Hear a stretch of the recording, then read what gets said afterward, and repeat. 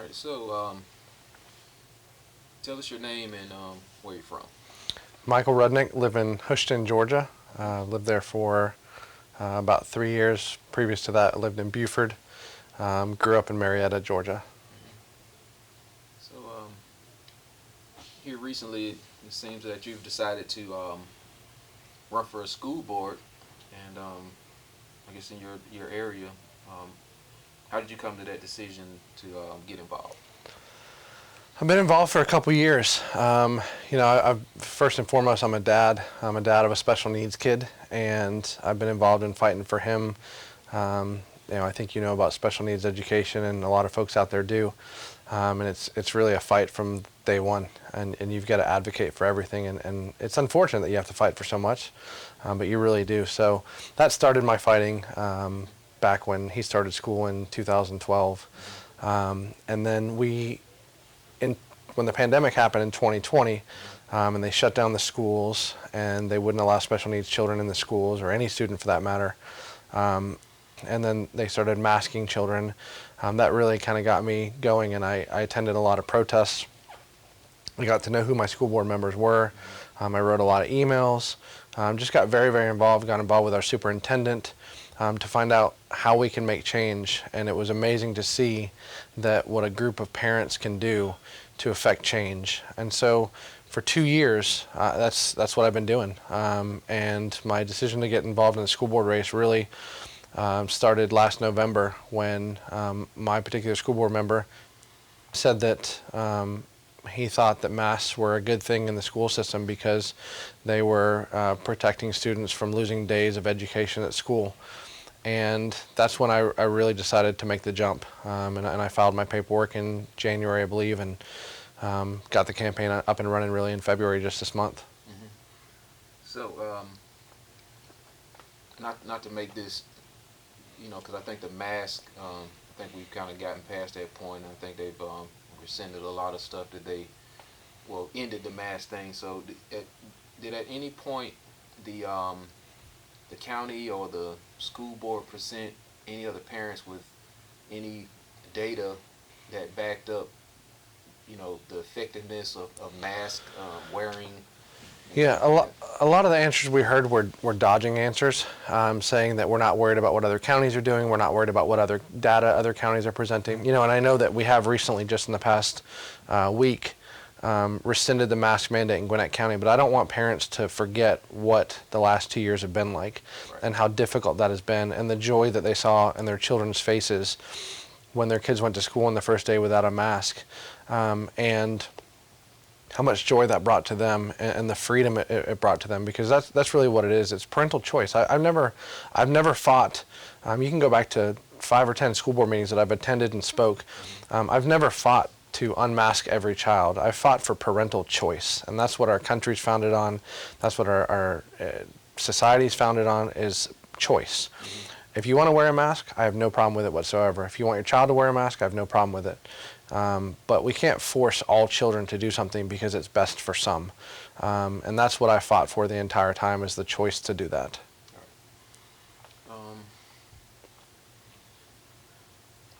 What are some of the top concerns that you may have for Gwinnett County students as the system and leadership stands at the moment? I guess to kind of dig into that a little bit deeper, when an administrator makes decisions and students are impacted or influenced, how it can affect them, be it positive or negative. What would you say maybe a top concern or concerns that you may have as a parent with how things are going or have been going lately? I think our adult thoughts get in the way of helping children. And I think our agendas as adults get in the way of helping children. One thing I've learned through this process is if we put on the lens of what's best for the children with every decision that we make, it oftentimes changes the decision that we'll make and changes how our thought process works. It has for me. There's some things that I may have previously believed that were best for my child that aren't best for all children. And as a school board member, you've really got to think what's best for all children. There's 180 some odd thousand children in the school system. Is it possible to make one thing that's best for everybody? I don't think it is possible to make one thing that's best for everyone. But one thing we can do is we can hire the best teachers, we can retain the best teachers, and we can utilize our teachers and we can get them on a platform of teaching and not piling on these other responsibilities that are getting piled onto them, so that it makes their job more difficult. We need them to teach our students, our next generation. That's another reason I'm doing this, is because this is our next generation. This is going to affect our world for the next 25 years, because these students are going to grow up in a system, and I want to have some effect on that system that's going to bring positivity to all the students. Fair enough. What should the learning priorities for our children be in the public school as far as curriculum? It seems like the classroom has been more of a political tool for some, you know, to say the least. So what would be the tangibles that you think the children should leave with as far as their education, as far as the curriculum is concerned, like subject-wise, so forth? Yeah, the things that I learned in high school and middle school, reading, math, science, social studies, your core subjects. You know, you break science down into biology, chemistry, things like that. You break math down into trigonometry or algebra. You know, and we should learn history. We should learn world history, American history, Georgia history. I remember in 8th grade I had to take a Georgia history course. I thought it was phenomenal. And you learn real and true and accurate history. Everything that took place, you know, throughout the history of the world, throughout the history of America, up to this point. It should be taught fair and accurately. It doesn't need to be taught through a lens. It doesn't need to be taught to teach our children that the world is a bad place. It needs to be taught to teach that America is the best country in the world, and that's what we're working towards. And we're a collective society, and we are all Americans. And that's what our children need to be taught, not divisive concepts that separate us and split us into different buckets of people, because we're really one bucket of people. We're Americans, and that's what it boils down to. Do we have different beliefs and do we have different thoughts? Absolutely. But at the end of the day, we all stand up for one country, and that's it. Right. So, given that there's a lot of different types of personalities, kids grow and develop differently, would you be for the, I want to say expansion, but the implementation, maybe and possibly expansion of trade in schools, and giving children other options other than college? I mean, I went to college and graduated, but I didn't use my degree in an aspect of going to the field of information technology. I ended up working for myself. I worked a retail job, but what are your thoughts on giving, providing that opportunity for those who college may not be, the best thing for their future? Yeah, there's a lot of money to be made in trade professions. I currently oversee mechanics, and they're some of the smartest people that I know, and they do a phenomenal job. Plumbing, woodworking, carpenters, all those professions. Gwinnett County does currently offer some of those courses, but I absolutely think we should expand some of those courses. I think it should be offered at more high schools.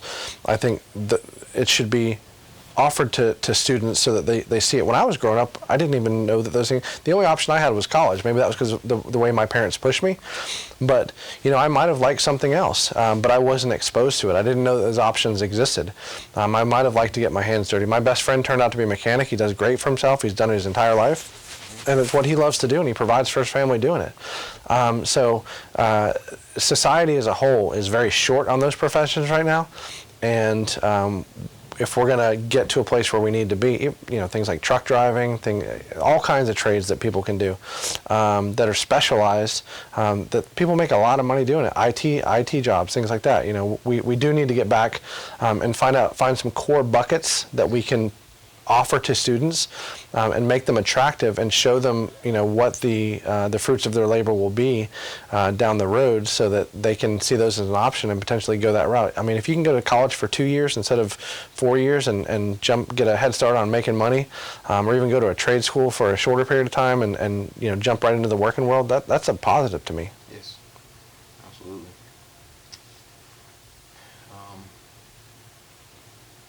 There have been some concerns about discipline and behaviors from students in schools. Parents complaining about, is this teacher picking on my child, things like that. Um, I think that we probably both can agree that without having discipline or good behaviors from students, that educating the child would be an even greater challenge, and it may hinder some other people from learning. So, what would you say um, to a parent who may have had a child that's been in trouble over and over and again, that's been disruptive on several different occasions, and maybe with multiple different teachers? What would you say to that parent that's, you know, coming in there, you know, with a concern, but it's her child that may be disrupting the education process for him or herself and others? That's a tough question because I think that there's situations, the easiest answer is that parental involvement. Parental involvement solves a lot of problems. And it would significantly decrease the amount of discipline issues in our school. I think if we could find a way to put a metric on parental involvement and measure that, I think we'd find that parents that are involved in their children's education, parents that are involved in their children's lives, have significantly less discipline issues throughout the course of their educational time. There are children that habitually have bad behaviors and have to be disciplined, and the school has to be willing to do that. But it is a fine line between disciplining children the right way and the wrong way, and making sure that a child doesn't feel singled out. You want a child to learn from it. You don't want a child to feel discouraged, because then you start going down the wrong road, and it really becomes a lost cause. So I think having I want to say mentors, the mentoring program is key to identifying these kids and potentially having someone in their life that's going to help guide them in the right direction. So I think involvement from a parental standpoint, or a mentor, or a different family member, are some of the most important things that we can do to help these particular children. Yeah, because I guess essentially their development and trying to get them to go the right way is because that's also a part of the learning process. So it starts early. You've got to be involved early. You can't wait till they're in 8th grade to be involved in your kid's life. We bring these children into this world, and they look up to us as parents. They look up to educators, and they look up to adults in general. And when they see these behaviors in us, they mimic these behaviors, and they think it's okay. So I think bringing up a child in a household where they have good moral beliefs, rooted in God, is important. That we instill these beliefs in these children, and they see the right way and the right path to go down to be a positive member in society.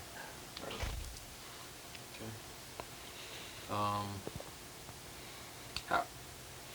Next question would be,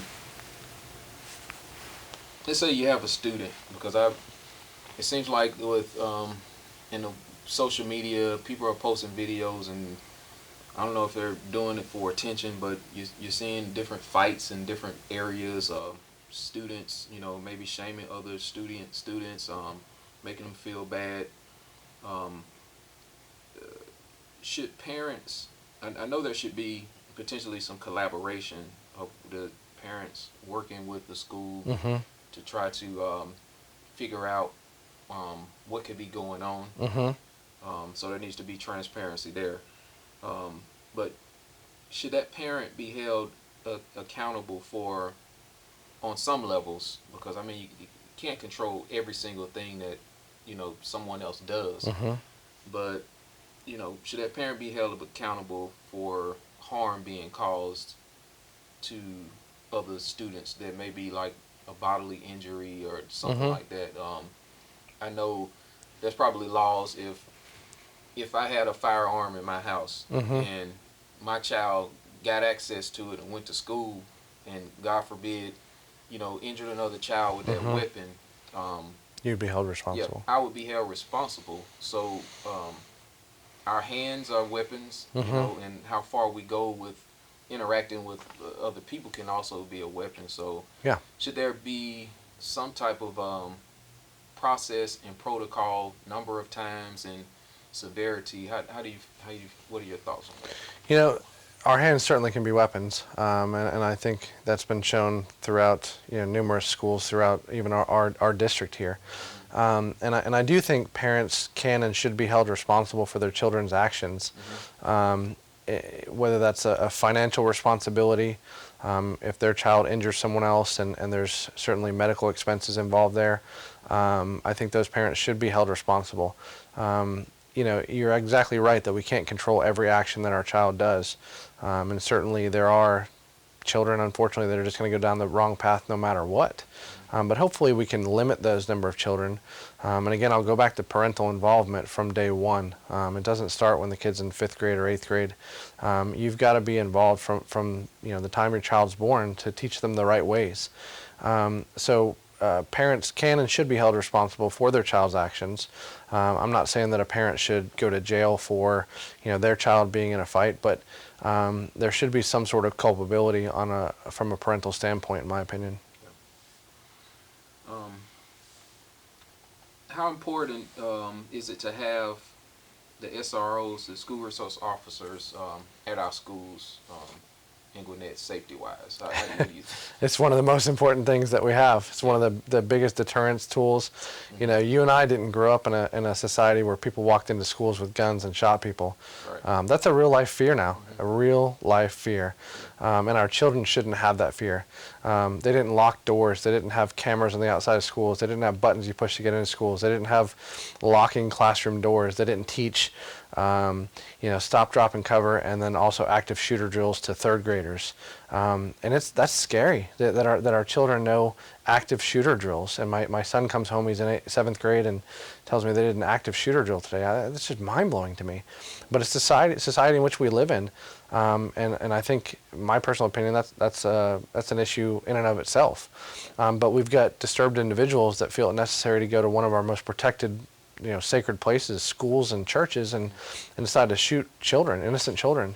One of the worst days of my life was when Sandy Hook happened in Connecticut, and my son was those were 1st graders, but my son was probably in 3rd grade, and I mean, it was one of the worst days of my life. I just couldn't stand it. But back to the school resource officers, that's our first line of defense. Those are individuals that are trained to protect our children in a situation like that. Not only are they trained to protect our children, but they're trained to interact with our children. And you'd be surprised how many children's names, if there's a 700-person elementary school, how many of those 700 kids those school resource officers know.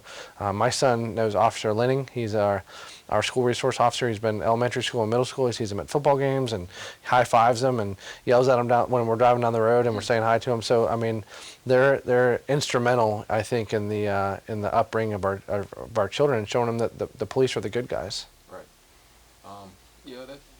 That's important, and also establish a relationship between the children and the authority, as far as these are the same guys that if something happens at your house, you pick up the phone, you call the police. So we have to treat them with a certain level of respect for what they're doing. They're putting their lives on the line. If a guy walks into school with a gun or a woman walks into school with a gun, they're not going to run away. They're going to stand up and they're going to shoot back, and they're going to try to stop that individual. Right. I wonder if it would be a good thing to have parents, attend some type of a seminar that would be, in my view, this is opinion, that would be mandatory for these parents to come and sit in a room with the resource officer, let him, talk about some of the things that goes on, because, I think that the relationship, bonding a relationship between that officer and that's extra accountability, be like, hey, that's Officer Linning, or,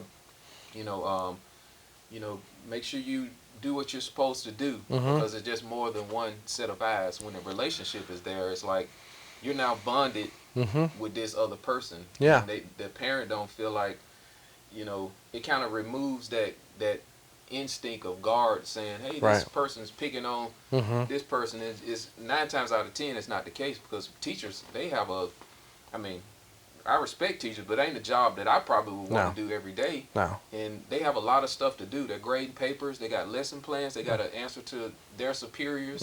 And the last thing that they probably want to do is be picking on a child. Right. That's just Yeah, you know. and school resource officers shouldn't discipline children.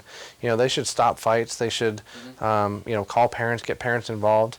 And I think that's a great idea when we have people that we disagree with, oftentimes when we sit down with them and talk to them, we come out of that conversation saying, that's not who I thought that person was. Right. They're a real person. Right. They disagree with me, but that's okay. We can disagree and still be friends. I have plenty of friends that I disagree with Right. politically or philosophically, whatever the case may be. Hmm. And parents may see officers as a negative impact on their child, but I think if they came in and met the officer, they'd see they're normal people, they're parents just like us, and they're truly, their number one priority is to protect every child in that school. Right. And I think if they saw that, I think that would be beneficial. Maybe start with an optional program, a meet and greet, and it would give the officers a chance to show off their personality as well, because these officers, they feel the negativity at times, and they certainly get down, and they feel the parents, the eye rolls, and things like that. So I think if everyone got to know each other, I think that would be really beneficial. Right. That's good.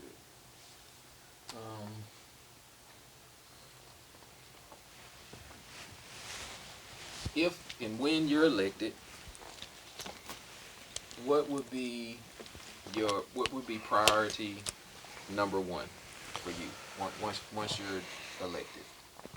Give a voice to the parents and teachers. That's what I want. That's who I want to be involved the most.